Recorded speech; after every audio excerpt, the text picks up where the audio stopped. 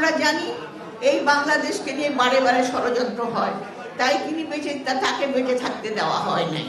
এবং সেই কারণেই দেখেন যতবার বাংলাদেশে ক্রাইসিস এসেছে, এই একটি পরিবার, যে পরিবারের মধ্য দিয়ে আমরা উত্তরণ ঘটিয়েছি।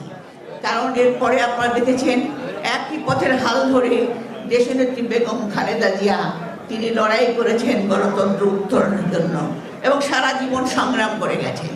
আজকেও দেখুন, আজকে আমরা যে এই অবস্থায় এসেছে, এই যে আজকে আমরা সবাই মিলে কথা বলতে আবার পারছি, আবার স্বাধীনভাবে কথা বলছি, গত 17 বছরের যে সংগ্রাম সব কিছুতেও আমরা থেকে মুক্ত হয়েছি, তারও পিছনে রয়েছে শহীদ প্রেসিডেন্ট জিয়া রহমানের উত্তরাধিকার আমাদের জনাব তারেক রহমানের অবদান।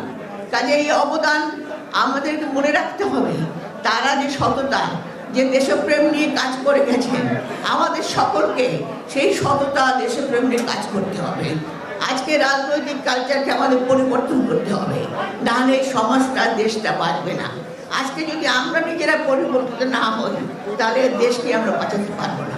তাই আমি বলবো, আমি খুব বেশি কথা বলবো না, আমি এটুকুই বলতে চাই, আজকের দিনে মনে করুন শহীদ প্রেসিডেন্ট জন্মবার্ষিকী আমাদের মাঝে এসেছে।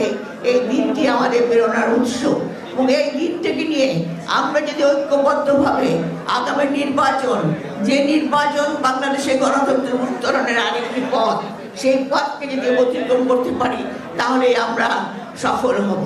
তাই আসুন আজকের দিনে আমরা দোয়া করি আল্লাহ তাআলা যেন আমাদেরকে সে শক্তি দিন, আমরা সবাই মিলে ঐক্যবদ্ধ হয়ে বাংলাদেশের গণতন্ত্র উত্তরণের জন্য আমরা ঐক্যবদ্ধ হই।